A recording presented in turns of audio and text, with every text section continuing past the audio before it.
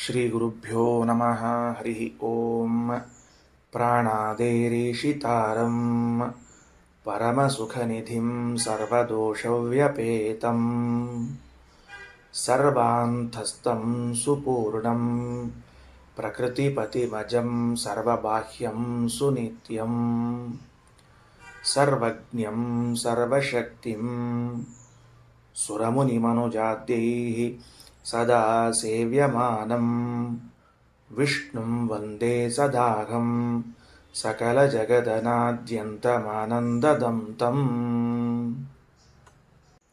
ಶ್ರೀ ಗುರುಭ್ಯೋ ನಮಃ ಹರಿ ಓಂ. ಇದು ಪ್ರಾಭಾಕರರ ಇದು ಒಂದು ವಿಷಯ. ಪ್ರಾಭಾಕರರು ಎನ್ನುವರಿದ್ದಾರೆ. ಅವರ ಮತದಲ್ಲಿ ವೇದಗಳ ಬಗ್ಗೆ ಏನೊಂದು ಅಭಿಪ್ರಾಯವನ್ನು ತಾಳಿದ್ದಾರೋ ಅದನ್ನು ಶ್ರೀಮದಾಚಾರ್ಯರು ಅನುವಾದವನ್ನು ಮಾಡಿ ಆ ಅಭಿಪ್ರಾಯ ಸರಿಯಲ್ಲ ಅಂತ ತಮ್ಮದೇ ಒಂದು ವಿಶಿಷ್ಟವಾದ ಸಿದ್ಧಾಂತವನ್ನು ಸ್ಥಾಪನೆ ಮಾಡ್ತಾರೆ. ಪ್ರಾಯ ನಮ್ಮ ಆಚಾರ್ಯರು ವಿಮರ್ಶೆ ಮಾಡದೇ ಇರುವಂತಹ ಸಿದ್ಧಾಂತ ಇಲ್ಲ ಅಂತ ನನಗನ್ನಿಸ್ತದೆ. ಅದನ್ನು ನೋಡಿಕೊಂಡು ಮುಂದೆ ನಮ್ಮ ಶ್ರೀಮದ್ ಜಯತೀರ್ಥ ಶ್ರೀಚರಣರು ಎಲ್ಲ ದರ್ಶನಗಳನ್ನು ತೆಗೆದುಕೊಂಡು ಬಂದು ಆಚಾರ್ಯ ವಾಕ್ಯದ ಅಡಿಯಲ್ಲಿ ಒಳ್ಳೆ ವಿಮರ್ಶೆಗೆ ಒಳಪಡಿಸ್ತಾರೆ. ಇವತ್ತು ಬಂದದ್ದು ಅದ್ವೈತ ದರ್ಶನದ ಚರ್ಚೆಯಲ್ಲ, ವಿಮರ್ಶೆಯಲ್ಲ. ಮೀಮಾಂಸಕರಲ್ಲಿ ಪೂರ್ವಮೀಮಾಂಸಕರು ಅಂತ ಕರೆಸಿಕೊಳ್ಳುವವರು ಪ್ರಾಭಾಕರರು. ಆ ಮೀಮಾಂಸಕರಲ್ಲಿ ಪೂರ್ವಮೀಮಾಂಸಕರು ಅಂತ ಕರೆಸಿಕೊಂಡಿರುವ ಪ್ರಾಭಾಕರರ ದರ್ಶನ, ಅದರ ವಿಚಾರ, ಅದರ ವಿಮರ್ಶೆಯನ್ನು ತೊಡಗುತ್ತಾ ಇದ್ದಾರೆ ಆಚಾರ್ಯರು.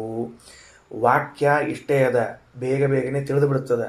ವಾಕ್ಯ ತಿಳಿದರೂ ವಿಷಯ ತಿಳಿಬೇಕು ಅನ್ನೋ ಉದ್ದೇಶದಿಂದ ಮತ್ತೊಂದು ಸರ್ತಿ ತಗೊಳ್ಳಿಕತ್ತೀನಿ.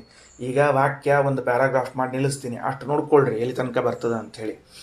ನ ಚ ಸಿದ್ಧೇ ಅರ್ಥೇ ತಾತ್ಪರ್ಯಾಭಾವ ವಕ್ತುಂ ಯುಕ್ತಃ ಅಸ್ತ್ಯತ್ರ ಪಿತಾ ರಾಜ ಇತ್ಯಾದಿಷು ಸಿದ್ಧೇ ಏವ ತಾತ್ಪರ್ಯ ದರ್ಶನಾತ್. ಪದಚ್ಛೇದ ಮಾಡಿದಾಗ ಸಿದ್ಧೇ ಏವ ಅಂತ ಆಗ್ತದೆ. ನ ಚ ತತ್ರ ಕಾರ್ಯೇ ತಾತ್ಪರ್ಯಂ ಕಲ್ಪಯಿತುಂ ಯುಕ್ತಂ ಸುಖ ಸಾಧನತ್ವಜ್ಞಾನೇನೈವ ಪ್ರವೃತ್ತ್ಯುಪಪತ್ತೇಃ ವಾಕ್ಯಸ್ಯ ಸ್ವಾರ್ಥ ಮಾತ್ರ ಪರ್ಯವಸಾನಾತ್ ಅಧಿಕ ಕಲ್ಪನಾಯಾಮ್ ಅಶ್ರುತ ಕಲ್ಪನಾ ಪ್ರಸಕ್ತಿ. ಇಷ್ಟು ಒಂದು ಘಟ್ಟ. ಇದು ಒಂದನ್ನು ನಾವು ಅರ್ಥ ಮಾಡಿಕೊಳ್ಳೋಣಂತೀಗ. ಇದೇನು ಘಟ್ಟ, ಇಷ್ಟನ್ನು ಅರ್ಥ ಮಾಡಿಕೊಳ್ಳೋದೇನು ಅಂದರೆ, ಸ್ವಲ್ಪ ನಿನ್ನೆ ಹೇಳಿದ್ದಕ್ಕಿಂತಲೂ ಇನ್ನೊಂಚೂರು ತಿಳಿ ಮಾಡೋ ಪ್ರಯತ್ನ ಮಾಡ್ಲಿಕ್ಕತ್ತೀನಿ, ತಿಳ್ಕೊಳ್ರಿ. 3 ಪ್ರಮಾಣಗಳಿವೆ. ಪ್ರತ್ಯಕ್ಷ, ಅನುಮಾನ, ಆಗಮ ಅಂತ 3 ಪ್ರಮಾಣಗಳು. ಸರಿಯಾ? ಪರಿಚಿತವಾದ ಪ್ರಮಾಣಗಳ ಹೆಸರು ಹೇಳಿದ್ದೀನಿ. ಇದರಲ್ಲಿ ಆ ಪ್ರಮಾಣಗಳು ಮಾಡುವ ಕೆಲಸ, ಮಾಡುವ ಉದ್ದೇಶ, ಅದರ ಉದ್ದೇಶ ಏನು ಅಂತ ತಿಳ್ಕೊಳ್ಳೋಣಂತ. ಹೆಂಗೆ ಅಂತಂದ್ರೆ, ಪ್ರತ್ಯಕ್ಷ, ಅನುಮಾನ, ಆಗಮಗಳು 3 ಪ್ರಮಾಣ ಅಂದ್ರೆ ಇವುಗಳು ಜ್ಞಾನಜನಕ ಅಂತ ಅರ್ಥ. ಇವು 3 ಏನಾಗ್ಯಾವ? ಜ್ಞಾನಜನಕ, ಜ್ಞಾನವನ್ನು ಹುಟ್ಟಿಸುತ್ತವೆ. ಮಾನಾಧೀನ ಮೇಯ ಸಿದ್ಧಿ ಅಂತದ. ಪ್ರಮಾಣಕ್ಕಧೀನವಾಗಿ ವಸ್ತುವಿನ ಸಿದ್ಧಿ ಆಗ್ತದೆ. ಅಂದರೆ ವಸ್ತು ಇರ್ತದೆ ಅಂತಲ್ಲ, ವಸ್ತುವಿನ ಜ್ಞಾನವಾಗ್ತದೆ. ಹಾಗಾದರೆ ಎದುರಿನಲ್ಲಿ ಘಟವೆಂಬ ಪದಾರ್ಥ ಇದೆ. ಇದು ನನಗೆ ಪ್ರತ್ಯಕ್ಷದಿಂದ, ಅಂದರೆ ಪ್ರತ್ಯಕ್ಷವೆಂಬ ಪ್ರಮಾಣದಿಂದ ಅಯಂ ಘಟ ಅಂತ ಜ್ಞಾನ ಬರ್ತದೆ. ಹಾಗಾದ್ರೆ ಪ್ರತ್ಯಕ್ಷ ಜ್ಞಾನವನ್ನು ಉಂಟು ಮಾಡ್ತದೆ, ಅನುಮಾನವೂ ಜ್ಞಾನವನ್ನು ಹುಟ್ಟಿಸ್ತದೆ, ಆಗಮವು ಜ್ಞಾನವನ್ನು ಹುಟ್ಟಿಸ್ತದೆ. 3 ಪ್ರಮಾಣಗಳು ಕೂಡ ಜ್ಞಾನಜನಕವಾಗಿವೆ. ಸ್ವಾರಸ್ಯ ಏನು ಗೊತ್ತೇನು? ಈ 3 ಜ್ಞಾನಜನಕವಾಗಿದ್ದರೂ ಕೂಡ ಸ್ವಾರ್ಥಂ ಪರಾರ್ಥಂ ಎರಡವರೆದರಲ್ಲಿ ನನಗೂ ಜ್ಞಾನ ಹುಟ್ಟಿಸ್ಬೇಕು, ಇನ್ನೊಬ್ಬರಿಗೂ ಜ್ಞಾನ ಹುಟ್ಟಿಸ್ಬೇಕು ಅಂತನ್ನೋ ಪ್ರಮಾಣಗಳು ಕೆಲವವ. ನನಗೆ ಜ್ಞಾನ ಹುಟ್ಟಿಸ್ತದ ಅಂಥದ್ದೊಂದದ, ಪರರಿಗೆ ಮಾತ್ರ ಜ್ಞಾನ ಹುಟ್ಟಿಸ್ತದ ಅಂಥದ್ದು ಮತ್ತೊಂದದ. ಹಿಂಗೆ 3 ಅವ ಈ ಪ್ರಮಾಣಗಳಲ್ಲಿ. ಉದಾಹರಣೆಗೆ ಏನು ಮಾಡೋದು ಅಂದರೆ, ಪ್ರತ್ಯಕ್ಷವನ್ನು ತಗೊಂಡ್ವಿ ಅಂತ ಇಟ್ಕೊಳ್ರಿ. ಈ ಪ್ರತ್ಯಕ್ಷ ಇದು ನನಗೆ ಮಾತ್ರ ಜ್ಞಾನವನ್ನು ಹುಟ್ಟಿಸ್ತದೆ, ಮಂದಿಗೆ ಹುಟ್ಟಿಸೋದಿಲ್ಲ. ಅಂದ್ರೆ ಎದುರಿಗಿರುವಂಥ ಘಟಕ್ಕೂ ನನ್ನ ಕಣ್ಣಿಗೂ ಸನ್ನಿಕರ್ಷವಾದಾಗ, ಸನ್ನಿಕರ್ಷ ಅಂದರೆ ಕಾಂಟ್ಯಾಕ್ಟ್, ಸನ್ನಿಕರ್ಷವಾದಾಗ ಅಯಂಘಟ ಅನ್ನೋ ಜ್ಞಾನ ನನಗೆ ಮಾತ್ರ ಬರ್ತದೆ ಹೊರತಾಗಿ ಪಕ್ಕದಲ್ಲಿದ್ದವನಿಗೆ ಬರೋದಿಲ್ಲ. ಅದು ಅವನ ಚಕ್ಷುರಿಂದ್ರಿಯದಿಂದ ಅವನಿಗೆ ಬಂದದ್ದೇ ಹೊರತಾಗಿ ನನ್ನಿಂದ ಬಂದದ್ದಲ್ಲ. ಅಂದಮೇಲೆ ಪ್ರತ್ಯಕ್ಷ ಅಂತನ್ನುವುದು ನನಗೆ ಮಾತ್ರ ಜ್ಞಾನವನ್ನು ತಂದುಕೊಡ್ತದೆ. ಇನ್ನು ಅನುಮಾನ ಅಂತನ್ನುವ ಪ್ರಮಾಣ ಇದು ಸ್ವಾರ್ಥವೂ ಹೌದು, ಪರಾರ್ಥವೂ ಹೌದು. ಯಾಕೆ? ಸ್ವಯಂ ನಾನು ಅನುಮಾನದಿಂದ ಕೆಲವು ವಿಷಯಗಳನ್ನು ತಿಳ್ಕೊಳ್ತೇನೆ, ನಿಮಗೆ ತಿಳಿಸುವುದಕ್ಕಾಗಿಯೂ ಹೇಳ್ತೇನೆ. ಅಂದಮೇಲೆ ಅನುಮಾನ ತನಗೂ ಪರರಿಗೂ ಇಬ್ಬರಿಗೂ ಕೂಡ ಜ್ಞಾನಜನಕವಾಗಿದೆ. ನೆಕ್ಸ್ಟ್ ಸ್ಟೆಪ್ಪು, ಥರ್ಡ್ ಸ್ಟೆಪ್ಪು ಆಗಮ. ಆಗಮ ಅಂದರೆ ಶಬ್ದ. ಈ ಸದ್ಯಕ್ಕೆ ಶಬ್ದ ಅಂತ ತಿಳ್ಕೊಳ್ರಿ, ಅದನ್ನು ಪೌರುಷಯ ಅಪೌರುಷಯ ಆಮೇಲೆ ಭೇದ ಮಾಡ್ಕೊಳ್ಳೋಣಂತ. ಶಬ್ದ ಆಗಮ ಅಂತನ್ನುವುದು ಅದು ಏನು ಮಾಡ್ತದೆ ಅಂದ್ರೆ ಕೇವಲ ಪರರಿಗೆ ಬೋಧನವನ್ನು ಮಾಡ್ತದೆ, ಪರರಿಗೆ ಜ್ಞಾನವನ್ನು ಉಂಟು ಮಾಡ್ತದೆ, ಸ್ವಾರ್ಥಕ್ಕಿಲ್ಲ. ಯಾರಾದರೂ ತಮಗೆ ತಾವ ಮಾತಾಡ್ಕೊಂಡು ಅರ್ಥ ಮಾಡಿಕೊಂಡದ್ದು ನೋಡಿದ್ದೀರಿ ಹೇಳಿ ನೋಡಂತೇಳರ, ತಮಗೆ ತಾವೇ ಮಾತಾಡಿಕೊಂಡದ್ದು, ನೋಡು ರಾಮ ಹಿಂಗಿದ್ದ ಅಂತ ಹೇಳಿ ತಾವೇ ಮಾತಾಡ್ಕೊಂಡದ್ದು ಅದು ಹಂಗೆ ಮಾತಾಡಿಕೊಂಡ್ರೆ ಅದೊಂದು ಅಭಿಪ್ರಾಯ ಬೇರೆ ಅದ, ಅದು ಬೇರೆ ಅಭಿಪ್ರಾಯ. ಅದರಿಂದ 3 ಪ್ರಮಾಣಗಳ ವಿಶೇಷತೆಗಳು ಏನು ಅಂತಂದ್ರೆ ಪ್ರತ್ಯಕ್ಷವು ಸ್ವಾರ್ಥ ತನಗೆ ಬೋಧವನ್ನು ಉಂಟು ಮಾಡ್ತದೆ, ಅನುಮಾನವು ಸ್ವಾರ್ಥ ಪರಾರ್ಥ ಬೋಧಕವಾಗಿದೆ, ಆಗಮವು ಕೇವಲ ಪರಾರ್ಥ ಬೋಧಕವಾಗಿದೆ. ಇದು ನನ್ನ ಅಭಿಪ್ರಾಯ. ತಿಳಿತಾ? 3 ವಿಷಯವನ್ನು ನೆನ್ಪಿಟ್ಕೊಳ್ರಿ. ಈಗ ಇಲ್ಲಿ ಬಂದದ್ದೇನು ಅಂದ್ರೆ ಆಗಮ. ಆಗಮ ಅಂತಂದ್ರೆ ಶಬ್ದ. ಇಲ್ಲಿ ವೇದ ಅಂತ ಇಟ್ಕೊಳ್ರಿ. ಶಬ್ದದಲ್ಲಿ ಪೌರುಷಯವೋದ ಅಪೌರುಷಯವೋದ. ಇದನ್ನು ಪ್ರಾಭಾಕರರು ಅಂತನ್ನೋರೇನಂತಾರೆ, ಆಗಮ ಅಂದರೆ ಶಬ್ದ ಅಥವಾ ವೇದ ಅಂತನ್ನುವುದು ಇದು ಪರರಿಗೆ ಬೋಧಿಸುವ ಉಪಾಯ. ವೇದವೇ ಆಗಲಿ ವಾಕ್ಯವೇ ಆಗಲಿ ಯಾವುದೇ ಆಗಲಿ ಪರರಿಗೆ ಬೋಧಿಸುವ ಉಪಾಯ. ಮೂಲ ಉದ್ದೇಶ ಏನು ವಾಕ್ಯದ್ದು ಅಥವಾ ಶಬ್ದದ್ದು ಅಂದರೆ ಇನ್ನೊಬ್ಬರಿಗೆ ಜ್ಞಾನ ಉಂಟು ಮಾಡಬೇಕು, ತಮಗಲ್ಲ. ಇನ್ನೊಬ್ಬರಿಗೆ ಜ್ಞಾನ ಉಂಟು ಮಾಡಬೇಕು ಅಂತ ಆದರೆ, ಅವರಿಗೆ ಜ್ಞಾನ ಮಾಡಿಕೊಡ್ಬೇಕು ಅಂತ ಪ್ರಯೋಗ ಮಾಡೋದಾದರೆ ಹೆಂಗೆ ಜ್ಞಾನ ಉಂಟು ಮಾಡಿಕೊಡ್ಬೇಕದು ಅಂದ್ರೆ ಅದು ವಾಕ್ಯ ನಾವು ಪ್ರಯೋಗ ಮಾಡಿದ್ದು ಅವರಿಗೆ ಜ್ಞಾನ ಆಗೇದ ಅಂತ ತಿಳಿಯೋದು ಯಾವಾಗ ಅಂದ್ರೆ ಆ ವಾಕ್ಯವನ್ನು ಕೇಳಿದ ಬಳಿಕ ಅವರು ಪ್ರವೃತ್ತರಾಗಬೇಕು. ಅಂದರೆ ಒಂದು ಕೆಲಸ ಮಾಡ್ಲಿಕ್ಕೆ ಹೊರಡಬೇಕು, ಇಲ್ಲ ಕೆಲಸ ಮಾಡದೆ ಉಳಿಬೇಕು, ನಿಲ್ಲಬೇಕು, ನಿವೃತ್ತರಾಗಬೇಕು, ಅದರಿಂದ ಹೊರಗೆ ಬರಬೇಕು. ಇವು 2 ಆಗ್ತಿದ್ರೆ ಆಗ ನೀವು ವಾಕ್ಯ ಪ್ರಯೋಗ ಮಾಡಿದ್ದೇನಾಗ್ತದೆ ಅಂದ್ರೆ ಸಾರ್ಥಕವಾಗ್ತದೆ. ಇಲ್ಲೇ ಇದ್ರೆ ಉಪಯೋಗ ಇಲ್ಲ. ಅಂದ್ರೆ ಈ ಪ್ರವೃತ್ತಿ ನಿವೃತ್ತಿ ಅಂದರೆ ಏನಪ್ಪ ಅದಕ್ಕೆ ಅರ್ಥ? ಇದನ್ನು ನಿನಗೆ ಮಾಡ್ಲಿಕ್ಕೆ ಸಾಧ್ಯದ, ಇದನ್ನು ನಿನಗೆ ಮಾಡ್ಲಿಕ್ಕೆ ಅಸಾಧ್ಯದ ಅಂತ ತಿಳಿಸಿದ್ರೆ ಮಾತ್ರ ಪ್ರವೃತ್ತಿ ನಿವೃತ್ತಿಗಳಾಗ್ತಾವ. ಹಾಗಾದರೆ ಆಗಮ ಪ್ರಮಾಣ ಅಂದ್ರೆ ವಾಕ್ಯ ಅಥವಾ ಶಬ್ದ ಇದನ್ನು ಪ್ರಯೋಗ ಮಾಡೋದೇ ಮತ್ತೊಬ್ಬರಿಗೋಸ್ಕರ, ಮತ್ತೊಬ್ಬರಿಗೆ ಜ್ಞಾನ ಉಂಟು ಮಾಡಿಕೊಡಬೇಕು ಅಂತ ಪ್ರಯೋಗ ಮಾಡ್ತಿರುವಾಗ ಅದು ಸಾರ್ಥಕ ಆಗಬೇಕು. ನಾ ಪ್ರಯೋಗ ಮಾಡಿದ್ದು ಸಾರ್ಥಕ ಆಗಬೇಕು ಅಂದರೆ ಅವರು ಕಾರ್ಯದಲ್ಲಿ ಪ್ರವೃತ್ತರಾಗಬೇಕು ಅಥವಾ ಕಾರ್ಯದಿಂದ ನಿವೃತ್ತರಾಗಬೇಕು. ಅಂದ್ರೆ ಇದನ್ನು ನಿನಗೆ ಮಾಡ್ಲಿಕ್ಕೆ ಸಾಧ್ಯ ಆಗ್ತದ ಅಂತ ತಿಳಿಸ್ಬೇಕು, ಇದನ್ನು ನಿನ್ನ ಕಡೆಯಿಂದ ಮಾಡ್ಲಿಕ್ಕೆ ಆಗಂಗಿಲ್ಲ ಅಂತ ತಿಳಿಸ್ಬೇಕು. ಅಂದ್ರೆ ಮಾತ್ರ ಏನಾಗ್ತದೆ, ಅದು ಪ್ರವೃತ್ತಿ ನಿವೃತ್ತಿಯನ್ನು ಉಂಟು ಮಾಡ್ತದೆ, ಇಲ್ಲದೇ ಇದ್ರೆ ಮಾಡೋದಿಲ್ಲ. ಇಷ್ಟ. ಈಗ ಇದಿಷ್ಟು ಪ್ರಾಭಾಕರರ ವಾದ ಮನಸ್ಸಿನಲ್ಲಿ ಇಟ್ಕೊಂಡ್ಬಿಡ್ರಿ. ಇದಿಷ್ಟು ತಲೆಯಲ್ಲಿ ಇಟ್ಕೊಂಡು ಅವರೇನಂತಾರೆ, ನೀವು ಇಷ್ಟರವರೆಗೆ ಅಂದರೆ ಶ್ರೀಮದಾಚಾರ್ಯ ಇದನ್ನು ಲಿಂಕ್ ತೊಗೊಂಡ್ರು. ಹೆಂಗೆ ಲಿಂಕ್ ತೊಗೊಂಡ್ರು ಅಂದರೆ ತತ್ವಮಸಿ ಅಹಂ ಬ್ರಹ್ಮಾಸ್ಮಿ ನೇಹನಾನಾಸ್ತಿ ಕಿಂಚನ ಎಲ್ಲ ವಾಕ್ಯಗಳಲ್ಲೂ ಕೂಡ ಮೇಲ್ನೋಟಕ್ಕೆ ಜೀವ ಹಾಗೂ ಪರಮಾತ್ಮರ ಅಭೇದವನ್ನು ಹೇಳಿದಂತೆ ಕಾಣಿಸ್ತದೆ. ವಾಸ್ತವದಲ್ಲ, ಜೀವ ಹಾಗೂ ಪರಮಾತ್ಮರ ಮಧ್ಯದಲ್ಲಿ ಭೇದವನ್ನೇ ಬೋಧಿಸುತ್ತದೆ ಅಂತ ಹೇಳಿಬಿಟ್ರು. ಹೇಳಿದ ಕೂಡಲೇ ಪ್ರಾಭಾಕರರ ಮತವನ್ನು ವಿಮರ್ಶೆಗೆ ತಗೊಂಡ್ರು. ಏನು ಪ್ರಾಭಾಕರರ ಮತ ವಿಮರ್ಶೆ ತೆಗೆದುಕೊಂಡ್ರು? ಒಂದು ವೇಳೆ ಭೇದವನ್ನು ವೇದವು ಬೋಧಿಸಿದರೆ ಭೇದ ಬೋಧನೆಯಿಂದಾಗಿ ವೇದ ಎಂಬುದು ವಾಕ್ಯರೂಪ, ವಾಕ್ಯರೂಪವಾದ ವೇದವು ಭೇದವನ್ನು ಬೋಧಿಸಿದರೆ ನಾವು ಪ್ರವೃತ್ತಿಯನ್ನು ಮಾಡೋದಾಗಲಿ ನಿವೃತ್ತಿಯನ್ನು ಮಾಡೋದಾಗಲಿ ಎರಡೂ ಮಾಡುವುದಿಲ್ಲ. ಯಾಕ? ಭೇದ ಅನ್ನುವುದು ನೀನು ಮಾಡಲು ಸಾಧ್ಯ, ನೀನು ಮಾಡಲು ಅಸಾಧ್ಯ ಎಂದು ಹೇಳಿದ್ದಕ್ಕೆ ವಿಷಯವೇ ಅಲ್ಲ, ವಿಷಯವೇ ಅಲ್ಲ ಅದು. ನೋಡು, ಸಂಧ್ಯಾವಂದನೆಯನ್ನು ಮಾಡು ಅಂತ ವೇದ ಹೇಳಿತು ಅಂತ ಇಟ್ಕೊಳ್ರಿ. ಇದು ಪ್ರಾಭಾಕರ ಹೇಳುವಂಥ ವಾದ. ಸಂಧ್ಯಾವಂದನೆಯನ್ನು ಮಾಡು ಅಂತ ವೇದ ಹೇಳಿದಾಗ ಆ ವಾಕ್ಯ ನನಗೆ ಬೋಧಿಸ್ಲಿಕ್ಕತ್ತದ. ಏನು ಬೋಧಿಸ್ಲಿಕ್ಕತ್ತದ? ಇದರಲ್ಲಿ ಪ್ರವೃತ್ತಿ ಉಂಟಾಗಬೇಕು ಅಂತ. ಸಂಧ್ಯಾವಂದನೆ ನೀನು ಮಾಡುವಂಥ ವಿಷಯ, ನಿನ್ನ ಪ್ರಯತ್ನದಿಂದ ಸಂಧ್ಯಾವಂದನೆ ನೀನು ಮಾಡಬಹುದು. ಅಂದರೆ ನಿನ್ನ ಕೃತಿಯಿಂದ ಯಾವ ಕೆಲಸವನ್ನು ಮಾಡಲಿಕ್ಕೆ ಸಾಧ್ಯ ಇದೆಯೋ ಅದನ್ನು ವಾಕ್ಯ ಬೋಧಿಸಬೇಕು. ಜೀವ ಹಾಗೂ ಬ್ರಹ್ಮರ ಮಧ್ಯದಲ್ಲಿ ಭೇದ ಏನಿದೆ, ಇದು ನಿನ್ನ ಪ್ರಯತ್ನದಿಂದ ಸಾಧ್ಯವಾ? ಸಂಧ್ಯಾವಂದನೆ ಹೆಂಗೆ ಸಾಧ್ಯವಾಗ್ತದೆ ಹಂಗೆ ಪ್ರಯತ್ನದಿಂದ ಸಾಧ್ಯವಾ ಅಂದರೆ ಸಾಧ್ಯವಾಗುವುದಿಲ್ಲ. ಯಾಕ? ಅದು ಸಿದ್ಧ. ವಸ್ತುಗಳಲ್ಲಿ ಎರಡವ. ಏನು ಎರಡು ವಸ್ತುಗಳು? ಒಂದು ಸಾಧ್ಯ, ಒಂದು ಸಿದ್ಧ ಅಂತಿದೆ. ಸಾಧ್ಯ ಮತ್ತು ಸಿದ್ಧ ಅಂತಿದ್ದಾಗ ಪ್ರಾಭಾಕರರ ಪ್ರಕಾರ ವಾಕ್ಯಗಳು ಸಾಧ್ಯವನ್ನು ಬೋಧಿಸಬೇಕೇ ಹೊರತಾಗಿ ಸಿದ್ಧವಾದದ್ದನ್ನಲ್ಲ.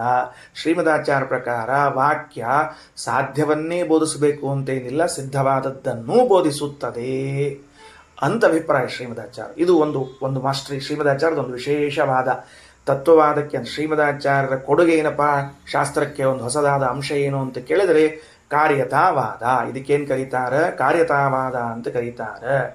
ತಗೊಳ್ಬೇಕೆಲ್ಲರೂ, ನೋಟ್ಸ್ ತಗೋಬೇಕು. ಈ 3 ಪ್ರಮಾಣಗಳು ಪ್ರತ್ಯಕ್ಷ ಅನುಮಾನ ಆಗಮಗಳೇನವ ಅವುಗಳು ಸ್ವಾರ್ಥ ಪರಾರ್ಥ ಅಂತ ತಿಳಿಸ್ತಾವ ಅಂತ ಹೇಳಿದರೆ, ಅದರಲ್ಲಿ ಅನುಮಾನವೆಂಬುವಂಥ ಪ್ರಮಾಣ ಸ್ವಾರ್ಥವನ್ನು ಪರಾರ್ಥವನ್ನು ಹೆಂಗೆ ತಿಳಿಸ್ತದೆ ಅಂದರೆ, ನಾನಿದ್ದೇನೆ, ನಾನು ಮತ್ತು ಅಡಿಗೆ ಮನೆಗೆ ಹೋದೆ, ಅಲ್ಲಿ ವನ್ಹಿ ಧೂಮಗಳು ಹೊಗೆ ಮತ್ತು ಬೆಂಕಿಗಳು ಜೊತೆಗಿದ್ದದನ್ನು ನೋಡಿದೆ. ಹಂಗಾರೆ ಏನು ತಿಳ್ಕೊಂಡೆ ಅಂದರೆ, ಹೊಗೆ ಮತ್ತು ಬೆಂಕಿ ಇದು ಇದ್ದಲ್ಲಿ ಅದು ಇರ್ತದೆ, ಇದು ಇಲ್ಲ ಅಂದ್ರೆ ಅದು ಇಲ್ಲ. ಬೆಂಕಿ ಆರಿಸಿದ್ರು, ಅಡಿಗೆ ಮನೆಯಾಗಿಂದ ಎಲ್ಲ ಅಡಿಗೆ ಮುಗಿತು, ಬೆಂಕಿ ಆರಿಸಿದ್ರು, ಹೊಗೆನೂ ಹೋಗ್ಬಿಡ್ತು. ಈ ಹೊಗೆ ಬೆಂಕಿ ಇಷ್ಟ ಅನ್ಯೋನ್ಯವ ಅಂತಂದ್ರೆ ಅದಿದ್ರೆ ಇದಿರ್ತದೆ, ಇದಿದ್ರೆ ಅದಿರ್ತದೆ ಅಂತ ಗೊತ್ತಾಯಿತು. ಹಾಗೆ ಹೊರಗೆ ಹೋದೆ, ನೋಡಿದೆ ಪರ್ವತದಲ್ಲಿ ಹೊಗೆ ಕಾಣ್ತಾ ಇತ್ತು. ಪರ್ವತದಲ್ಲಿ ಹೊಗೆ ಅದ ಅಂದರೆ ಬೆಂಕಿ ಅದ ಅಂತ ಅರ್ಥ ಮಾಡಿಕೊಂಡು ಪರ್ವತದಲ್ಲಿ ಬೆಂಕಿ ಇದೆ ಅಂತ ನಾನು ಜ್ಞಾನವನ್ನು ಪಡ್ಕೊಂಡೆ. ಇದಕ್ಕೇನು ಕರೀತಾರೆ? ಸ್ವಾರ್ಥ. ಇದು ಅನುಮಾನದಿಂದ ಸಾಧ್ಯ ಆದದ್ದು, ಇದು ಪ್ರತ್ಯಕ್ಷದಿಂದ ಅಲ್ಲ. ಯಾಕೆ ಪ್ರತ್ಯಕ್ಷದಿಂದ ಅಲ್ಲಲ್ರಿ? ಪ್ರತ್ಯಕ್ಷದಿಂದ ವನ್ಯಧೂಮಗಳನ್ನು ನೋಡ್ಯಾರ ಅಂತೀರಿ. ವನ್ಯಧೂಮಗಳನ್ನು ಪ್ರತ್ಯಕ್ಷ ನೋಡಿದ್ರು ಅವುಗಳ ಮಧ್ಯದಲ್ಲಿನ ವ್ಯಾಪ್ತಿಯನ್ನು ಗ್ರಹಿಸ್ಯಾನ. ಇದು ಬಿಟ್ಟು ಅದು ಇರಂಗಿಲ್ಲ, ಅದು ಬಿಟ್ಟು ಇರಂಗಿಲ್ಲ ಅಂತ ಗ್ರಹಿಸಿದ್ದಾನೆ. ಮುಂದೆ ಪರ್ವತದ ಕಡೆಗೆ ಬಂದ, ಅಲ್ಲಿ ನೋಡಿದ್ದು ಯಾವುದನ್ನು? ವನ್ಹಿಯನ್ನು ಮಾತ್ರ, ಇದು ಧೂಮವನ್ನು ಮಾತ್ರ, ಬೆಂಕಿನ ಕಂಡಿಲ್ಲವ. ಆ ಧೂಮವನ್ನು ನೋಡಿ ಈ ಪ್ರತ್ಯಕ್ಷದಿಂದ ಕಂಡ ವ್ಯಾಪ್ತಿಯನ್ನು ಸ್ಮರಣೆ ಮಾಡಿಕೊಂಡು ಹೊಗೆಯದ ಅಂದಮೇಲೆ ಬೆಂಕಿನೂ ಇರಬೇಕು ಅಂತ ನಿರ್ಧಾರ ಮಾಡಿಕೊಂಡ. ಇದು ಯುಕ್ತಿಯಿಂದ ಮಾಡಿಕೊಂಡದ್ದು ಅನುಮಾನ. ತಾನು ತಿಳ್ಕೊಳ್ಳೋದಷ್ಟೇ ಅಲ್ಲದೆ ಇನ್ನೊಬ್ಬರಿಗೆ ಹೇಳಿದ, ನೋಡು ಪರ್ವತದಲ್ಲಿ ಬೆಂಕಿ ಅದ, ಯಾಕೆ ಗೊತ್ತೇನು? ಹೊಗೆ ಇದ್ದದ್ದಕ್ಕೆ. ಎಲ್ಲೆಲ್ಲಿ ಹೊಗೆ ಇದ್ದಾಗ ಬೆಂಕಿ ಇರ್ತದಲ್ಲ ಅಂಥೇಳಿ ಇನ್ನೊಬ್ಬರಿಗೂ ಅದು ಅನುಮಾನವನ್ನು ಬೋಧನೆ ಮಾಡಿದ. ಪರಾರ್ಥ ಅನುಮಾನ ಅಂತ ಕರೆಸಿಕೊಳ್ಳುತ್ತದೆ. ಹೀಗೆ ಸ್ವಾರ್ಥಕ್ಕೂ ಪರಾರ್ಥಕ್ಕೂ ಉಪಯೋಗ ಬೀಳುವಂತಹದ್ದು ಯಾವುದು? ಅನುಮಾನ. ಸರಿ, ಇನ್ನು ಸ್ವಲ್ಪ ನಿಧಾನಕ್ಕೆ ಹೊರಟೀನಿ, ಅರ್ಥ ಆಗಲಿ ಅಂತ ತಿಳ್ಕೊಂಡು ಮುಂದೆ ಹೋಗೋಣಂತ. ಅದಕ್ಕೆ ಅವರೇನಂತಾರೆ, ಈಗ ನೋಡ್ರಿ ವಾಕ್ಯ ತಗೊಳ್ರಿ, ನಿಮ್ಮ ವಾಕ್ಯ. ನಚ ಸಿದ್ಧೇ ಅರ್ಥೇ ತಾತ್ಪರ್ಯಾಭಾವ ವಕ್ತುಂ ಯುಕ್ತಃ. ಸಿದ್ಧವಾದ ವಸ್ತುಗಳನ್ನು ತಿಳಿಸುವುದರಲ್ಲಿ ವಾಕ್ಯಕ್ಕೆ ತಾತ್ಪರ್ಯವಿಲ್ಲ ಎಂದು ಪ್ರಾಭಾಕರರ ಅಭಿಪ್ರಾಯ. ಸಿದ್ಧವಾದ ವಸ್ತು ಅಂದರೆ ಯಾವುದು? ಭೇದ. ಇದು ಸಿದ್ಧವಾದ ವಸ್ತು. ಅದು ಸಿದ್ಧವಾದ ವಸ್ತುವನ್ನು ಹೆಂಗೆ ತಿಳಿಸ್ಬೇಕು? ವಾಕ್ಯ ಏನು ತಿಳಿಸೋದಿದ್ರು ಸಾಧ್ಯವಾಗುವ ವಸ್ತುವನ್ನು ತಿಳಿಸಬೇಕೇ ಹೊರತಾಗಿ ಸಿದ್ಧವಾಗುವ ವಸ್ತು ಅಲ್ಲ. ಸಾಧ್ಯವಾಗುವುದು ಅಂದರೆ ಏನು? ಉದಾಹರಣೆಗೆ, ಕುಂಬಾರನ ಪ್ರಯತ್ನದಿಂದ ಘಟವು ನಿರ್ಮಾಣಗೊಳ್ಳುತ್ತದೆ. ಇದು ಸಾಧ್ಯವಾಗುವ ವಸ್ತು. ಇದು ಅವೇನು ಮಾಡಬೇಕು? ಕುಂಬಾರ ತಾನು ಮನೆಯಿಂದ ಹೊರಗೆ ಬಂದು ಮಣ್ಣಿನ ಮುದ್ದೆಯನ್ನು ತೆಗೆದುಕೊಂಡು ಅದನ್ನು ನೀರನ್ನ ಹಾಕಿ ಕಲಿಸಿ ಮಣ್ಣಿನ ಮುದ್ದೆ ಮಾಡಿ ಚಕ್ರದ ಮೇಲೆ ಇಟ್ಟು ದಂಡದಿಂದ ಚಕ್ರಭ್ರಮಣ ಮಾಡಿ ಅದಕ್ಕೆ ಕೈ ಹಿಡ್ಕೊಂಡು ಆಕಾರ ಕೊಟ್ಟು ಘಟವನ್ನು ನಿರ್ಮಾಣ ಮಾಡಬೇಕು. ಇದು ಸಾಧ್ಯ. ಹಾಗಾದರೆ ವಾಕ್ಯವು ಈ ತರಹದ ಸಾಧ್ಯವಾಗುವ ವಸ್ತುವನ್ನು ಬೋಧಿಸ್ತದೆ ಹೊರತಾಗಿ ಸಿದ್ಧವಾದ ವಸ್ತುವನ್ನು ಬೋಧಿಸುವುದಿಲ್ಲ. ಸಿದ್ಧವಾದ ವಸ್ತು ಅಂದರೆ ಏನು ಅಂದರೆ ಆಲ್ರೆಡಿ ಇರೋದನ್ನು ಹೆಂಗೆ ಬೋಧಿಸ್ಲಿಕ್ಕೆ ಬರ್ತದೆ? ಬರುವುದಿಲ್ಲ. ಈಗ ಒಂದು ಘಟ ತಯಾರಾಗಿದ್ದದ, ಆ ಘಟವನ್ನು ಪುನಃ ನಿರ್ಮಾಣ ಮಾಡ್ಲಿಕ್ಕೆ ಬರ್ತದೇನು ಕುಂಬಾರ ಅಂದರೆ? ಬರುವುದಿಲ್ಲ. ನಿರ್ಮಾಣ ಮಾಡಿಟ್ಟ ಘಟವನ್ನು ಮತ್ತೆ ಪ್ರಯತ್ನದಿಂದ ಹೆಂಗೆ ಮಾಡ್ಲಿಕ್ಕೆ ಬರ್ತದೆ? ಬರುವುದಿಲ್ಲ. ಹಾಗೆ ವಾಕ್ಯದಿಂದಾಗಿ ಸಾಧ್ಯವನ್ನು ಬೋಧಿಸ್ಬೇಕೇ ಹೊರತಾಗಿ ಬೇರೆದಲ್ಲ. ಅದು ಬೋಧಿಸೋದು ಹೆಂಗಿರ್ತದೆ, ಯಾವ ಕ್ರಮದಾಗಿರ್ತದೆ ಅಂದರೆ, ಇದು ನಿನ್ನಿಂದ ಸಾಧ್ಯ, ಇದು ನಿನ್ನಿಂದ ಸಾಧ್ಯವಿಲ್ಲ ಎಂದು ಹೇಳಿದಾಗ ಪ್ರವೃತ್ತಿ ನಿವೃತ್ತಿಗಳು ಉಂಟಾಗ್ತದೆ. ಇದನ್ನೇ ಬೋಧಿಸಬೇಕು. ಜೀವ ಹಾಗೂ ಬ್ರಹ್ಮರ ಮಧ್ಯದಲ್ಲಿ ಭೇದ ಏನದ? ಇದು ನಿನ್ನಿಂದ ಸಾಧ್ಯ. ಏನು ನೀನು ಭೇದ ಹುಟ್ಟಿಸ್ತೀಯಾ? ಇಲ್ಲಲ್ಲ. ನಿನ್ನಿಂದ ಭೇದ ನಿವೃತ್ತಿ ಆಗ್ತದೆ? ಆಗೋದಿಲ್ಲ. ನಾನು ಏನು ಪ್ರಯತ್ನ ಮಾಡಿದರೂ ನನ್ನಿಂದ ಭೇದವು ಹೋಗಲಾಡಿಸಲು ಆಗುವುದಿಲ್ಲ, ಭೇದವನ್ನು ತಂದಿಡ್ಲಿಕ್ಕೂ ಆಗುವುದಿಲ್ಲ. ಅಂದಮೇಲೆ ಅದು ಸಿದ್ಧ ವಸ್ತು ಅಂತ ಆಯಿತು. ಸಿದ್ಧ ವಸ್ತುವನ್ನು ಬೋಧನೆ ಮಾಡುವುದಿಲ್ಲ ಅಂತ ಅವರ ಅಭಿಪ್ರಾಯ. ನಚ ಸಿದ್ಧೇ ಅರ್ಥೇ ತಾತ್ಪರ್ಯಾಭಾವ. ವಾಕ್ಯ ತಗೊಳ್ರಿ. ಸಿದ್ಧೇ ಅರ್ಥೇ ಸಿದ್ಧವಾಗಿರುವಂಥ ಜೀವಬ್ರಹ್ಮರ ಭೇದವನ್ನು, ಇಷ್ಟರ್ಥನ ಅದಕ್ಕೆ ಸಿದ್ಧೇ ಅರ್ಥೆ ಎಂಬುದಕ್ಕೆ. ತಾತ್ಪರ್ಯಾಭಾವ, ವೇದಕ್ಕೆ ಅಲ್ಲಿ ತಾತ್ಪರ್ಯ ಇಲ್ಲ, ವೇದ ಅದನ್ನು ತಿಳಿಸೋದಿಲ್ಲ. ಇತಿ ತಾತ್ಪರ್ಯಾಭಾವ ವಕ್ತುಂ ನ ಯುಕ್ತ ತಾತ್ಪರ್ಯವು ಇಲ್ಲ ಎಂದು ಹೇಳಲು ಯೋಗ್ಯವಲ್ಲ. ಹಂಗೆ ಹೇಳಬೇಡ್ರಿ ಅಂದ್ರೆ ಪೂರ್ವಪಕ್ಷವನ್ನು ಅನುವಾದ ಮಾಡಿ ನಿರಾಕರಣೆಯನ್ನು ಮಾಡಿಬಿಟ್ರು ಶ್ರೀಮದಾಚಾರ್ಯ. ಯಾಕಂದರೆ ಶಬ್ದಕ್ಕೆ ಸಿದ್ಧವಾದ ವಸ್ತುವನ್ನು ಬೋಧಿಸುವುದರಲ್ಲಿಯೂ ಶಕ್ತಿ ಉಂಟು. ಅದು ಕೆಲಸವನ್ನು ಮಾಡ್ತದೆ. ಕೇವಲ ಸಾಧ್ಯವಾದದ್ದು ಅನ್ನಬೇಡ್ರಿ, ಸಿದ್ಧವಾದದ್ದನ್ನು ಮಾಡ್ತದೆ. ಅದನ್ನೆಲ್ಲ ಸಾಧ್ಯವಾದದ್ದನ್ನು ಅಂಬೋದರ ವಿಮರ್ಶೆಯನ್ನು ಮುಂದಿನ ಪುಟಗಳಲ್ಲಿ ಮಾಡ್ತೇವೆ, ಮುಂದಿನ ಸಾಲುಗಳಲ್ಲಿ ಮಾಡ್ತೇವೆ. ಮೊದಲು ಸಿದ್ಧವಾದ ವಸ್ತುವನ್ನು ಬೋಧಿಸುವುದಿಲ್ಲ ಅಂದಿರಲ್ಲ, ಅದು ತಪ್ಪು. ಸಿದ್ಧವಾದ ವಸ್ತುವನ್ನೂ ಬೋಧಿಸುತ್ತದೆ ಅಂತ ತಿಳಿಸ್ತೇವೆ. ಹೆಂಗೆ ದೃಷ್ಟಾಂತ ಬೇಕಲ್ಲ. ಅದಕ್ಕೆ ಶ್ರೀಮದಾಚಾರ್ಯ ಅಂತಾರ, ಅಸ್ತ್ಯತ್ರ ತವ ಪಿತಾ ರಾಜ ಇತ್ಯಾದಿಷು ಸಿದ್ಧ ಏವ ತಾತ್ಪರ್ಯ ದರ್ಶನಾತ್. ಈ ವಾಕ್ಯ ತಗೊಳ್ರಿ, ನಿಮ್ಮ ಕಡೆ ನೋಡ್ರಿ ಪುಸ್ತಕದಾಗ. ಇದಕ್ಕೆ ರಘುತ್ತಮ ಸ್ವಾಮಿಗಳವರು ಏನು ವ್ಯಾಖ್ಯಾನ ಬರೆದಿದ್ದಾರೆ ಅಂತ ಓದಿ ಹೇಳ್ತಿದ್ದೇನೆ, ನನ್ನ ಹತ್ರ ಕೇಳಿಸ್ಕೊಳ್ರಿ. ಏನು ಸಿದ್ಧೇ ಅರ್ಥೇ ಅಂದರೆ ಕಾರ್ಯಾತಿರಿಕ್ತವಾದ ಜೀವಯೇಶರ ಭೇದ, ಇದನ್ನೂ ವೇದ ಪ್ರತಿಪಾದನೆ ಮಾಡ್ತದೆ. ಅಂದ್ರೆ ಸಿದ್ಧವಾದ ವಸ್ತುವನ್ನು ಪ್ರತಿಪಾದನೆ ಮಾಡ್ತದೆ. ಉದಾಹರಣೆಗೆ ಏನಾಯಿತು ಅಂತಂದ್ರೆ, ರಘುತ್ತಮ ಸ್ವಾಮಿಗಳು ಎಷ್ಟು ಚಂದ ವಾಕ್ಯ ಬರೆದಾರ. ಅದು ಸುಧಾ ವಾಕ್ಯಗಳನ್ನು ಸಂಗ್ರಹ ಮಾಡಲಿಕ್ಕತ್ತಾರ. ಯೋ ಬಾಲ್ಯೇ ಏವ ಕುತಶ್ಚಿತ್ ಕಾರಣಾತ ಮಾತಾಪಿತೃಭ್ಯಾಂ ವಿಯುಕ್ತ. ಒಬ್ಬ ವ್ಯಕ್ತಿ, ಒಬ್ಬ ಹುಡುಗ ಅವೇನಾಗ್ಯಾನ, ಬಾಲ್ಯದಲ್ಲೇನೆ ತನ್ನ ತಂದೆ ತಾಯಿಗಳಿಂದ ದೂರ ಆಗಿಬಿಟ್ಟಾನ. ಏನೋ ಒಂದು ಕಾರಣ ಬಂತು, ತಂದೆ ತಾಯಿಯಿಂದ ಕಳ್ಕೊಂಡ್ಬಿಟ್ಟಾನ. ಹಿಂದಕ್ಕೆಲ್ಲ ಸಾಮಾನ್ಯವಾಗಿ ಈ ಜಾತ್ರೆ, ಉತ್ಸವ, ವೈಭವ ಅಂತೆಲ್ಲೋ ಹೋಗಿರ್ತಿದ್ರು. ಹೋದ ಹೊತ್ತಿನಾಗ ಹುಡುಗರೆಲ್ಲೋ ಕಳ್ಕೊಂಡ್ಬಿಡ್ತಿದ್ವು. ಎಲ್ಲೋ ಕಳ್ಕೊಂಡು ಅಂದ್ರೆ ಮುಗಿತು. ಮತ್ತೆ 8-10 ವರ್ಷ ಸಿಗ್ತಿದ್ದೇ ಇಲ್ಲ ಅವು ಬದುಕ್ಯಾವು ಸತ್ತ ಒಂದ್ಸತಿ ಗೊತ್ತಾಗ್ತಿರಲಿಲ್ಲ. ಮುಂದೆ 8-10 ವರ್ಷ ಆದ್ಮೇಲೆ ಬರ್ತಿದ್ವು ಮತ್ತೆ. ಹಂಗೆ ಇಲ್ಲೇನಾಯ್ತು ಅಂತ ಕೇಳಿದ್ರೆ, ಬಾಲ್ಯದಲ್ಲಿ ಏನೇ ತನ್ನ ತಂದೆ ತಾಯಿಯಿಂದ ದೂರನಾಗಿರುವಂಥ ವ್ಯಕ್ತಿ ಅವೇನಾಯಿತು ಅಂತಂದ್ರೆ, ಸುತ್ತಮುತ್ತಲಿನ ಎಲ್ಲ ಸ್ವಲ್ಪ ದೊಡ್ಡವಾದ್ಮೇಲೆ ಏನಾಯಿತು ಅಂದರೆ, ಸುತ್ತಮುತ್ತಲು ಎಲ್ಲ ಬಾಲಕರನ್ನು ನೋಡ್ತಾ ಇದ್ದಾನೆ. ಎಲ್ಲ ಬಾಲಕರು ನೋಡ್ತಾ ಇರುವಾಗ ಮಾತಾ ಪಿತೃಮತಃ ಅನ್ಯಾನವಲೋಕ್ಯ, ಅರೇ ಇವ್ರಿಗೊಬ್ಬ ತಂದೆ ಇದ್ದಾನ, ಇವ್ರ ಬಗ್ಗೆ ತಾಯಿ ಇದ್ದಾಳ, ಇವಂಗೂ ತಂದೆ ಇದ್ದಾರ, ಇವಂಗೂ ತಾಯಿ ಇದ್ದಾರ ಅಂದಮೇಲೆ ನನಗೂ ಒಬ್ಬ ತಂದೆ ತಾಯಿ ಇರಬೇಕು ಅಂತ ಅವ ಅಂದ್ಕೊಂಡ. ಗೊತ್ತಾಯ್ತಾ? ಅಂದಮೇಲೆ ನಮ್ಮಮ್ಮ ಯಾರು ಹಂಗಾರ, ನಮ್ಮಪ್ಪ ಯಾರು ಹಂಗಾರ, ಎಲ್ಲಿದ್ದಾರ, ಅವರಿಬ್ಬರು ಹೆಂಗಿದ್ದಾರ, ಎಲ್ಲಿದ್ದಾರ ಅಂತ ಅವನಿಗೆ ಪ್ರಶ್ನೆಗಳು ಬರ್ಲಿಕ್ಕೆ ಶುರುವಾದ ಕೂಡಲೇ ಪಾಪ ಅವನು ಬಲ್ಲವನೊಬ್ಬನು ಯಾರೋ ಇದ್ದ. ಅವನು ಹೇಳಿದ, ನೋಡು ನಿಮ್ಮಪ್ಪ ಯಾರು ಗೊತ್ತೇನೋ, ಈ ಪಾಟಲಿಪುತ್ರ ಅಂತ ಒಂದು ರಾಜ್ಯದಲ್ಲ, ಪಾಟ್ಲಿಪುತ್ರ, ಅಲ್ಲಿರುವಂತಹ ರಾಜ ಭದ್ರಸೇನನೇ ನಿಮ್ಮಪ್ಪ. ಅವನ ಹೆಂಡತಿ ಲೀಲಾವತಿ ಅಂತೇನಿದ್ದಾಳಲ್ಲ, ಅವಳೇ ನಿನ್ನ ಅಮ್ಮ ಅಂತ ಹೇಳಿದ ಕೂಡಲೇ ಅವನಿಗೇನಾಯಿತು ಅಂದರೆ, ಓಹೋ ನನ್ನ ತಂದೆ ತಾಯಿಗಳು ಇವರು ಎಂದು ಜ್ಞಾನ ಬಂತು. ಶ್ರೀಮದಾಚಾರ್ಯ ಕೇಳ್ತಾರೆ, ಈ ವಾಕ್ಯಗಳಲ್ಲಿ ಎಲ್ಲಿ ಕಾರ್ಯತಾಬೋಧ ಅದ? ಎಲ್ಲದ ಕಾರ್ಯತಾಬೋಧ? ಇದು ನಿನ್ನ ಪ್ರಯತ್ನದಿಂದ ಸಾಧ್ಯ, ಇದು ನೀನು ಮಾಡಬಹುದು, ಇದು ನೀನು ಮಾಡಬಾರದು ಅಂತ ಎರಡನ್ನೂ ಬೋಧಿಸ್ತಿಲ್ವಲ್ಲ ಇಲ್ಲಿ. ಸಿದ್ಧರಾದ ಪಾಟಲಿಪುತ್ರದ ರಾಜ, ಸಿದ್ಧನಾದ ಅವನ ಹೆಂಡತಿ ಅಂದರೆ ಈ ಮಗುವಿನ ತಾಯಿ, ಈ ಸಿದ್ಧ ವಸ್ತುಗಳನ್ನೇ ಬೋಧನೆ ಮಾಡ್ತಾ ಇದೆ ವಾಕ್ಯ. ಅದರಿಂದ ಅವನಿಗೆ ಜ್ಞಾನವಾಗಿದೆ. ನಮ್ಮಪ್ಪ ಅಮ್ಮ ಅಂತೊಬ್ಬರಿದ್ದಾರ, ಅದು ಅವನಿಗೆ ಜ್ಞಾನ ಆಗ್ಯದಂತ ನಿಮಗೆ ಹೆಂಗೆ ಗೊತ್ತಾಯ್ತು? ಅವನು ಕೂತಲೇ ಕೂತಾನ. ನಿಮಗೆ ಹೆಂಗೆ ಗೊತ್ತಾಯ್ತು ಅಂದರೆ, ಮುಖ ವಿಕಾಸ, ಮುಖ ಅರಳಿತು. ಅಂತೂ ನಮ್ಮ ಅಪ್ಪ ಅಮ್ಮೊಬ್ಬರು ಇದ್ದಾರಪ್ಪ ಅಂತ ಅವನ ಮುಖ ವಿಕಾಸ. ಆ ಮುಖ ವಿಕಾಸದಿಂದ ನಾವೇನು ತಿಳ್ಕೊಳ್ತೀವಿ ಅಂದರೆ ಅವನಿಗೆ ಜ್ಞಾನವಾಗಿದೆ ಅಂತ ತಿಳ್ಕೊಳ್ತೀವಿ. ಅಂದಮೇಲೆ ಸಿದ್ಧವಾದ ವಸ್ತುವನ್ನು ಬೋಧಿಸಲು ವಾಕ್ಯಕ್ಕೆ ಸಾಮರ್ಥ್ಯ ಉಂಟು, ಸಾಧ್ಯವಾಗಬೇಕು ಅಂತೇನಿಲ್ಲ. ಅದಕ್ಕೆ ಶ್ರೀಮದಾಚಾರ್ಯ ವಾಕ್ಯ, ನಚ ಸಿದ್ಧೇ ತಾತ್ಪರ್ಯಾಭಾವ ವಕ್ತುಂ ಯುಕ್ತಃ ಅಸ್ತ್ಯತ್ರ ತವ ಪಿತಾ ರಾಜ ಇತ್ಯಾದಿಷು ಸಿದ್ಧ ಏವ ತಾತ್ಪರ್ಯ ದರ್ಶನಾತ್. ಅದನ್ನು ಎಷ್ಟು ಚಂದ ಹೇಳ್ಯಾರ ನೋಡ್ರಿ. ಏನಂತ, ನಿಮ್ಮಪ್ಪಿದ್ದಾರ ಅಂತ ಇಷ್ಟ ಅಲ್ಲ, ಯಾರೋ ಹುಡುಗಿಗೆ ಹೇಳಿದ್ರಿ ಅಂತ ಇಟ್ಕೊಳ್ರಿ. ಏನಂತ, ನಿಮ್ಮಮ್ಮ ಇಟ್ಟು ಚಂದ ಇದ್ದಾಳೆ ನೋಡು ಅಂತ ಯಾರೋ ಹೇಳಿದ್ರು. ಆ ಕೂಸಿಗೆ ಸಂತೋಷ ಆಯ್ತು. ಅದಕ್ಕೆ ಸ್ವರೂಪ ಅದು ಬರ್ದಾರ ದೃಷ್ಟಾಂತ. ತವ ಮಾತಾ ಸ್ವರೂಪೋಸಿ, ನಿಮ್ಮಮ್ಮ ಭಾಳ ಚಂದ ಇದ್ದಾಳ ಅಂತ ಹೇಳಿದ್ರು. ಆ ಮಗುವಿಗೆ ಏನಾಗ್ತದೆ ಅಂದರೆ ಅದರ ಜ್ಞಾನ ಆಗಿ ಆನಂದ ಆಗ್ತದೆ.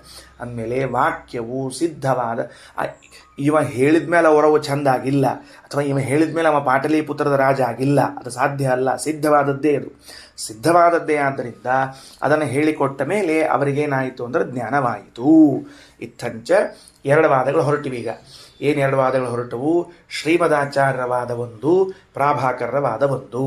ಶ್ರೀಮದಾಚಾರ್ಯರ ವಾದ ಏನು ಅಂತ ಕೇಳಿದ್ರೆ, ವಾಕ್ಯ ಪರಾರ್ಥವನ್ನೇ ಬೋಧನೆ ಮಾಡ್ತದೆ, ಪರರಿಗೋಸ್ಕರ ಪರಬೋಧ ಉಪಾಯ, ಅದರೊಳಗೇನು ವಿವಾದ ಇಲ್ಲ.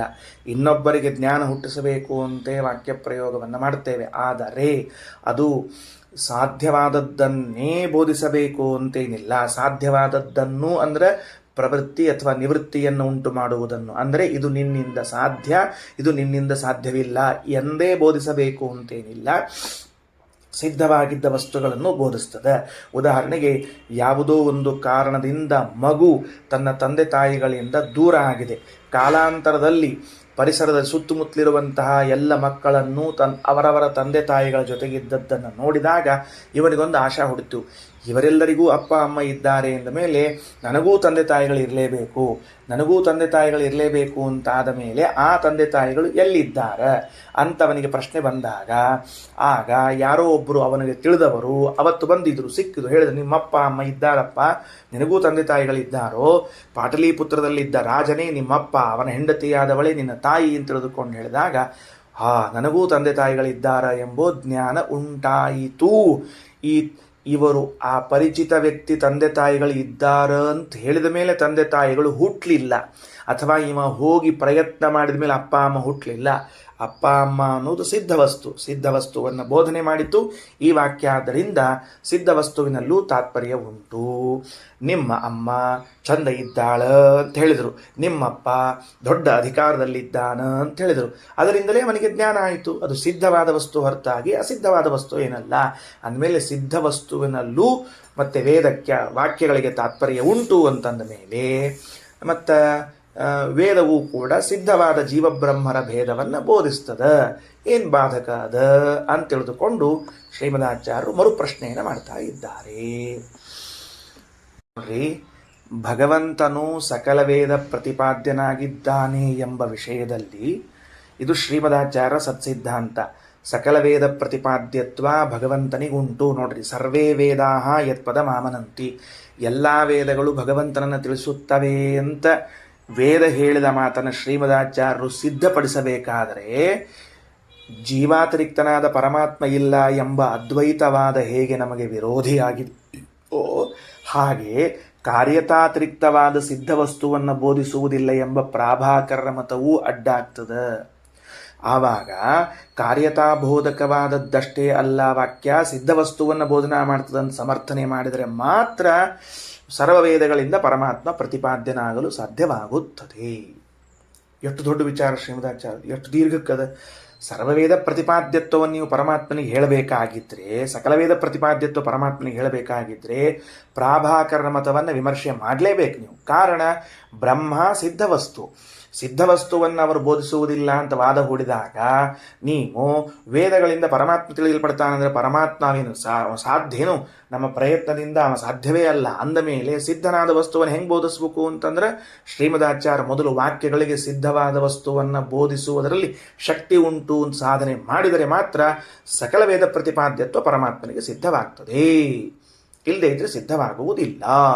ಇದು ಶ್ರೀಮದಾಚಾರ್ಯರ ಮುಖ್ಯ ಉದ್ದೇಶ. ನೋಡ್ರಿ, ಸನ್ಯಾಸ ಸ್ವೀಕಾರ ಮಾಡುವಾಗ ವಿಷ್ಣು ಸರ್ವೋತ್ತಮತ್ವಂಚ ಸರ್ವದಾ ಪ್ರತಿಪಾದಯ ಅಂತೇನು ಗುರುಗಳು ಹೇಳಿದ್ರು, ಆ ಮಾತನ್ನು ಎಷ್ಟು ಸಮರ್ಥವಾಗಿ ನಿಭಾಯಿಸ್ತಾರೆ ಶ್ರೀಮದಾಚಾರ್ಯ. ಸಕಲ ವೇದ ಪ್ರತಿಪಾದ್ಯ ವಿಷ್ಣು ಅಂತ ಸಮರ್ಥನೆ ಮಾಡಿದಾಗಲೇ ಸರ್ವೋತ್ತಮತ್ವ ಸಾಧನೆ ಮಾಡಲಿಕ್ಕೆ ಸಾಧ್ಯ ಆಗ್ತದೆ. ಅಂದಮೇಲೆ ಶ್ರೀಮದಾಚಾರ್ಯರ ವಾದ ಅತ್ಯಂತ ಯುಕ್ತವಾದ ವಾದವಾಗಿದೆ. ಇನ್ನು ಮುಂದೆ ಕವೇನಂತಾನ, ನಚ ತತ್ರ ಕಾರ್ಯೇ ತಾತ್ಪರ್ಯಂ ಕಲ್ಪಯಿತುಂ ಯುಕ್ತಂ. ಅಲ್ಲಿಯೂ ಸಹಿತೇಕ ಅದು ಕಾರ್ಯವನ್ನೇ ಬೋಧನಾ ಮಾಡ್ತದ. ಅಲ್ಲಿಯೂ ಸಹಿತೇಕ ಏನು ಕಾರ್ಯ ಬೋಧನಾ ಮಾಡ್ತದ? ಅಲ್ಲೋ ಕಾರ್ಯವನ್ನು ಬೋಧಿಸುವ ಶಬ್ದಗಳು ಇಲ್ಲ, ಕಾರ್ಯಗಳನ್ನು ಬೋಧಿಸುವ ಶಬ್ದಗಳು ಇಲ್ಲ ಅಂತಂದ ಮೇಲೆ ಬೋಧಿಸುವುದು ಹೇಗೆ ಅಂದರೆ ಅಧ್ಯಾಹಾರ ಮಾಡಿಕೊಳ್ತೀವಿ. ಅಧ್ಯಾಹಾರ ಮಾಡಿಕೊಳ್ಳಿಕ್ಕೆ ಬರ್ತದೆ? ಯಾಕೆ ಬರೋದಿಲ್ಲ? ಒಂದು ಶಬ್ದವನ್ನು ಅಲ್ಲಿ ಅಧ್ಯಾಹಾರ ಮಾಡಿಕೊಂಡು ಕಾರ್ಯತಾ ಬೋಧವನ್ನು ಮಾಡ್ಲಿಕ್ಕೆ ಬರ್ತದೆ. ಅಲ್ಲೂ ಕೂಡ ಅಧ್ಯಾಹಾರ ಮಾಡಿಕೊಳ್ಳಿಕ್ಕೆ ಬರ್ತದೆ. ಉದಾಹರಣೆಗೆ ನಾನಿದ್ದೆ, ಏನು ಹೇಳಿದೆ ಅಂದರೆ ಬಾಗಿಲು ಅಂತಂದೆ ನಾನು. ಬಾಗಿಲು ಅಂತಂದರೆ ಒಬ್ಬನಿಗೆ ಅವಂಗೇನರ್ಥ? ಬಾಗಿಲು ಅಂದರೆ ಬಾಗಿಲು ಅಂತ ಅಷ್ಟೇ ಆಗ್ತದೇನು? ಮುಚ್ಚು, ಬಾಗಿಲು ಮುಚ್ಚು, ಬಾಗಿಲು ಹಾಕು, ಹೌದೋ ಅಲ್ಲೋ?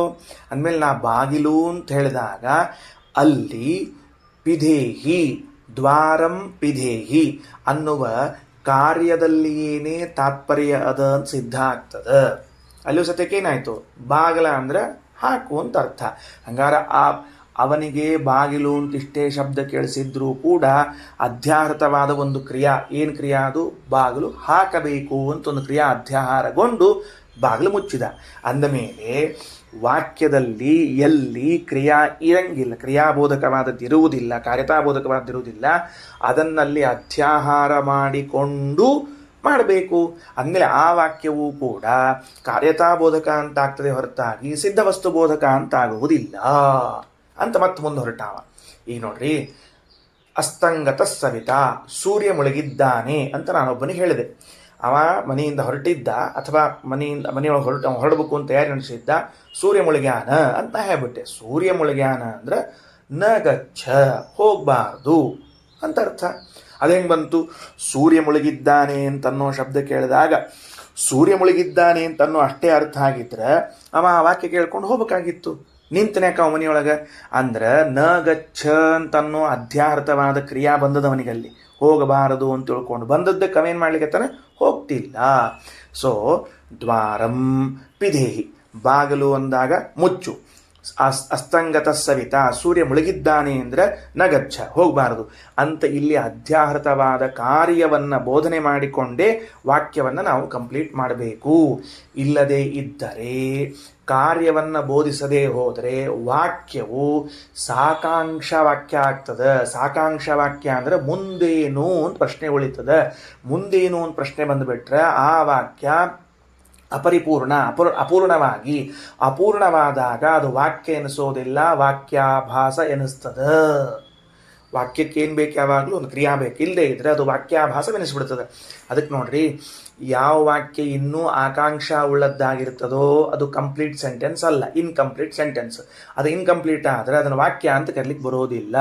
ಯಾಕೆ, ನೀವೇನಂತಿರ್ತೀರಿ, ಕಂಪ್ಲೀಟ್ ಮಾಡೋ ವಾಕ್ಯ ಅದನ್ನು ಮೊದಲು ಪೂರ್ಣ ಮುಗಿಸೋ ವಾಕ್ಯ ಅದನ್ನು ಅಂತಿರ್ತೀರಿ. ವಾಕ್ಯ ಪೂರ್ಣ ಮುಗಿಸೋದು ಯಾವಾಗ ಅಂದ್ರೆ ಅದರಿಂದ ಒಂದು ಕಾರ್ಯಬೋಧವಾದಾಗ. ನಾ ಕೂಡ್ಲೋ ಹೋಗ್ಲೋ ಅಂದವ. ಏನೋ ಹಂಗಂದ್ರೆ ನಾ ಕೂಡ್ಲೋ ಹೋಗ್ಲೋ ಅಂದ್ರೆ ಏನು ಕೂಡ್ಲಿ ಏನು ಹೋಗ್ಲಿ ಅಂತ ಹೇಳಿ ಬೇಡ ಬರ್ತದನ, ಹಂಗೆ ಅರ್ಧ ಮಾತಾಡ್ತಾರೆ ಯಾರ. ಹಂಗಾರೆ ಇನ್ಕಂಪ್ಲೀಟ್ ಸೆಂಟೆನ್ಸ್ ಏನು ಮಾಡ್ತದ, ಆಕಾಂಕ್ಷ ಹುಟ್ಟಿಸ್ತದ.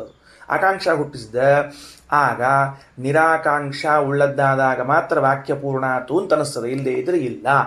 ರಾಮ ವನಂ ಅಂತ ಹೇಳಿ ನಿಂತುಬಿಟ್ಟೆ, ವನಂ ಅಂತ ನಿಂತುಬಿಟ್ಟೆ. ಏನು ಮುಂದೇನು ಅಂತ ಪ್ರಶ್ನೆ ಬಂತು. ಮುಂದೇನು ಅಂತ ಪ್ರಶ್ನೆ ಬಂದಾಗ ವಾಕ್ಯವು ಪೂರ್ಣವಾಗಿಲ್ಲ. ವಾಕ್ಯ ಪೂರ್ಣ ಆಗದೇ ಇದ್ದಾಗ ಆಕಾಂಕ್ಷ ಹುಟ್ಟಿಕೊಂತು. ಆಕಾಂಕ್ಷ ಹುಟ್ಟಿಕೊಂಡಾಗ ಅದು ಜ್ಞಾನವನ್ನು ಉಂಟು ಮಾಡಲಿಲ್ಲ. ಹಾಗಾದರೆ ಸಿದ್ಧವಾದ ವಸ್ತುವನ್ನು ಬೋಧನೆ ಮಾಡಿದರೆ ವಾಕ್ಯವು ಜ್ಞಾನವನ್ನು ಹುಟ್ಟಿಸುವುದಿಲ್ಲ ಅಂತ ಮತ್ತೆ ಬ್ಯಾಕ್ ಬಂದ್ರವ್ರಿಗೆ. ಅದನ್ನು ಈ ವಾದವನ್ನು ಹುಡ್ಕೊಂಡು ಬಂದ್ರವ್ರಿಗೆ. ನೋಡ್ರಿ, ದ್ವಾರಂ ಅಂದೆ, ಬಾಗಿಲು ಅಂದೆ. ಬಾಗಿಲು ಅಂತಂದು ಕೂಡಲೇ ಏನು ಮುಂದೆ, ಬಾಗಿಲು ಅಂದರೆ ಏನು ಮುಂದೆ ಅಂತ ಹಿಂಗೆ ಬರಲಿಲ್ಲ ಅವನಿಗೆ. ಬಾಗಿಲು ಅಂದರೆ ಹಾಕು ಅಂತ ಅವನೇ ಒಂದು ಅಧ್ಯಾಹಾರ ಮಾಡಿಕೊಂಡು ಕ್ರಿಯಾ ಮಾಡಿಕೊಂಡು ಬಾಗಿಲನ್ನ ಮುಚ್ಚಿದ. ಹಂಗಾರೆ ವಾಕ್ಯ ಯಾವಾಗ ಕಂಪ್ಲೀಟ್ ಆಯಿತು, ಪಿಧೇಹಿ ಅನ್ನೋದು ಬಂದಾಗ ಕಂಪ್ಲೀಟ್ ಆಯ್ತು. ಯಾಕಂದ್ರೆ ಆವಾಗೆ ಆಕಾಂಕ್ಷ ಪೂರ್ಣ ಆಯಿತು. ಹಂಗಾರೆ ಯಾವ ವಾಕ್ಯಗಳಲ್ಲಿ ನಿರಾಕಾಂಕ್ಷತ್ವ ಇರೋದಿಲ್ವೋ ಆ ವಾಕ್ಯವನ್ನು ವಾಕ್ಯ ಅನ್ನೋದು ಕರೆಯೋದಿಲ್ಲ, ವಾಕ್ಯಾಭಾಸ ಅಂತ ಕರೀತಾರೆ. ವಾಕ್ಯ ಹೆಂಗಿರಬೇಕು, ನಿರಾಕಾಂಕ್ಷ ವಾಕ್ಯ ಇರಬೇಕು, ಪೂರ್ಣ ಕಂಪ್ಲೀಟ್ ಆಗಿರ್ಬೇಕು. ಅದು ಕಂಪ್ಲೀಟ್ ಆಗಬೇಕಾದ್ರೆ ಒಂದು ಪ್ರವೃತ್ತಿಯನ್ನು ಇಲ್ಲ ನಿವೃತ್ತಿಯನ್ನು ಬೋಧಿಸಿದಾಗ ಮಾತ್ರ ಕಂಪ್ಲೀಟ್ ಆಗ್ತದೆ. ಕೇವಲ ಹಂಗೆ ಹೇಳಿಬಿಟ್ರೆ ಏನೂ ಆಗೋದಿಲ್ಲ. ಸೂರ್ಯ ಮುಳುಗಿದ್ದಾನೆ ಅಂತ ವಾಕ್ಯ ಬಂತು, ಏನು ಮಾಡ್ಬೇಕು ನಾ ಮುಂದೆ, ಅದಕ್ಕೆ ಆ ವಾಕ್ಯ ಅವ ಅಧ್ಯಾಹಾರ ಮಾಡ್ಕೊಂಡದನ್ನು ಏನು ಮಾಡ್ಕೊಂಡ ಅಂದರೆ ಹೊರಗೆ ಹೋಗಬಾರ್ದು ಅಂತ. ಆ ಹೋಗಬಾರದು ಅಂತ ಅನ್ನೋ ನಿವೃತ್ತಿ ಅನ್ನೋದು ಅಧ್ಯಾರ್ಥವಾದ್ರಿಂದ ಅದಕ್ಕೆ ಜೋಡಣೆವಾಗಿ ಕೆಲಸ ಆಯಿತು. ನೋಡ್ರಿ, ಒಂದು ವೇಳೆ ಸಿದ್ಧ ವಸ್ತು ಅವ ಮುಂದಿನ ಆಕ್ಷೇಪ ಸಿದ್ಧವಾದ ವಸ್ತುವನ್ನೇ ಬೋಧಿಸ್ತದ ಅಂತಾಗಿದ್ರೆ ನಾನೊಂದು ವಾಕ್ಯ ಪ್ರಯೋಗ ಮಾಡ್ತೀನಿ. ಆ ಪ್ರಾಭಾಕರರು ಶ್ರೀಮದಾಚಾರ್ಯರ ಬಗ್ಗೆ ಪ್ರಶ್ನೆ ಕೇಳೋರು. ಶ್ರೀಮದಾಚಾರ್ಯ ಅಂದ್ರೆ ಯಾರು ಸಿದ್ಧಾರ್ಥ ಬೋಧಕ ಅಂತ ಹೇಳ್ತಾರೆ ಅವರಿಗೆ ಪ್ರಶ್ನೆ ಕೇಳಿಕತ್ತಾರೆ. ನಾ ಒಂದು ವಾಕ್ಯ ಕೇಳ್ತೀನಿ.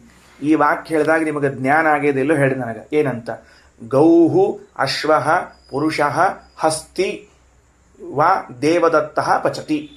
ಇಷ್ಟದ ಗೌಹು ಅಶ್ವಃ ಪುರುಷಃ ಹಸ್ತಿ ದೇವದತ್ತಃ ಪಚತಿ.